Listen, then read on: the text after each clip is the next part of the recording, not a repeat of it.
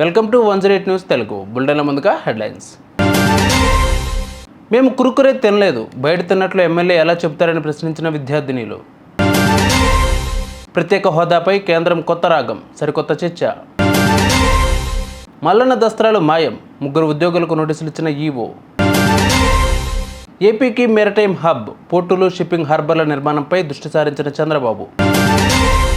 ధనుష్ ఐశ్వర్యాలకు విడాకులు మంజూరు చేసిన చెన్నైలోని ఫ్యామిలీ వెల్ఫేర్ కోర్టు.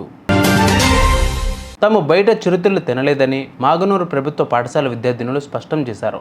మేము బయట తిన్నట్లు ఎమ్మెల్యే ఎలా చెబుతారని ప్రశ్నించారు. స్కూల్ దాటి మేము బయటికి వెళ్ళలేదు. గేటు దగ్గర టీచర్లు కాపలాగా ఉంటారు. కనీసం ఆడుకోవడానికి కూడా బయటకు పంపలేదు. అలాంటప్పుడు మేము బయటకు ఎలా వెళ్తాం? తాగునీరు, ముద్ద అన్నం, ఉడకని కూరలు తినే మాకు వాంతులు, కడుపు నొప్పి వచ్చాయి అని వారు ఆవేదన వ్యక్తం చేశారు.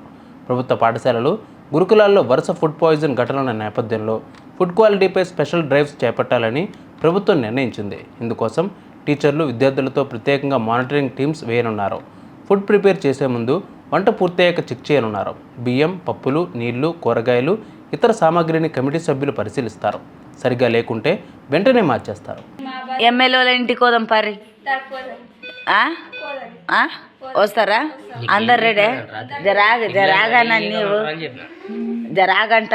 నేను వీడియో ఇప్పుడు పిల్లలు తీసుకున్నా అడిగినవు. నేనేమంటున్నా, ఎమ్మెల్యే సారే ఇప్పుడు బయట ఫుడ్ తినే పిల్లలు ఇట్లా అయినరని న్యూస్ వచ్చింది తెలుసా? మళ్ళా గదే అంటున్నా, నేను గదే మాట్లాడరని అంటున్నా, గదే చెప్పురా అంటున్నా. బయట ఫుడ్ తిన్నారనే వచ్చింది. ఏమొచ్చిందన్న? మాకు తెల్లార్ల వండిలే నేను తెలుసా? బయట ఫుడ్ అస్సలు ముట్టిగులేము, తిన్నా కూడా తినేలేము అస్సలకి. ఇంకా ఇట్లా ఆడుకునికి కూడా డైరెక్ట్ కోలే, మళ్ళీ క్లాస్ ఆడుకునికి కూడా ఇచ్చిలేరు. మీ అమ్మ నాయన ఏమన్నా పైసలు ఇచ్చి తోలుతుంటారే తినమని? మా అమ్మలు కూడా పైసలు ఇవ్వకుండా అట్లా బయట ఫుడ్ తింటామని.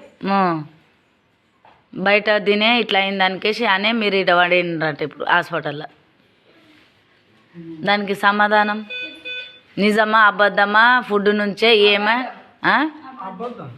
అబద్ధం.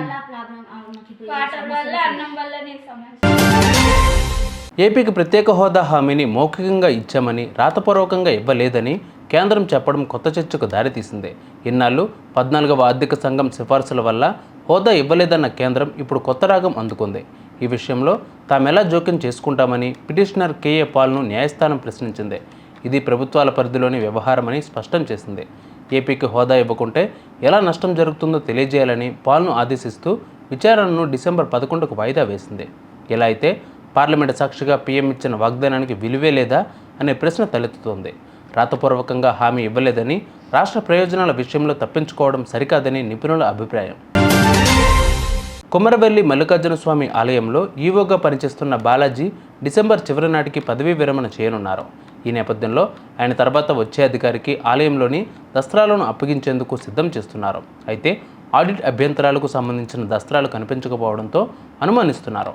తాను ఈవోగా పనిచేసిన కాలంలో దస్త్రాలను భద్రపరిచే విభాగంలో పనిచేసిన 3కి నోటీసులు ఇచ్చినట్లు సమాచారం. రాష్ట్రంలో పోర్టుల అభివృద్ధితో పాటు సమీప ప్రాంతాలకు అభివృద్ధి ఫలాలు అందేలా చూడాలని అధికారులను సీఎం చంద్రబాబు ఆదేశించారు. అంతర్జాతీయ స్థాయి ప్రమాణాలతో కూడిన మారిటైమ్ హబ్గా రాష్ట్రాన్ని తీర్చిదిద్దే లక్ష్యంతో అధికారులు పనిచేయాలన్నారు. రాష్ట్రంలో కొత్తగా నిర్మిస్తున్న షిప్పింగ్ హార్బర్లు స్థానిక ప్రజల జీవన ప్రమాణాలు, ఆర్థిక పరిస్థితి మెరుగునకు P4 విధానాన్ని అనుసరించాలి. అంతర్జాతీయ షిప్ బిల్డింగ్ కేంద్రంగా ఎదిగేందుకు ఉన్న అవకాశాలను అందిపుచ్చుకోవాలి. వినూత్న విధానాలతో తీర ప్రాంతాన్ని అభివృద్ధి చేయడం, మౌలిక వసతుల కల్పన, సమర్థవంతమైన విధానం ద్వారా సుస్థిర ఆర్థిక వృద్ధి అన్నదే విజన్ అని చంద్రబాబు పేర్కొన్నారు. తమిళ హీరో ధనుష్, ఐశ్వర్య రజనీకాంత్లకు చెన్నై ఫ్యామిలీ కోర్టు విడాకులు మంజూరు చేసింది. ఇటీవల వీరు విడాకుల కోసం కోర్టులో దరఖాస్తు చేసుకున్నారు.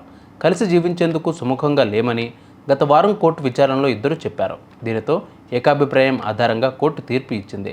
రజనీకాంత్ పెద్ద కుమార్తె అయిన ఐశ్వర్యను 2004లో పెళ్లి చేసుకోగా 2022లో విడిపోతున్నట్లు ప్రకటించారు.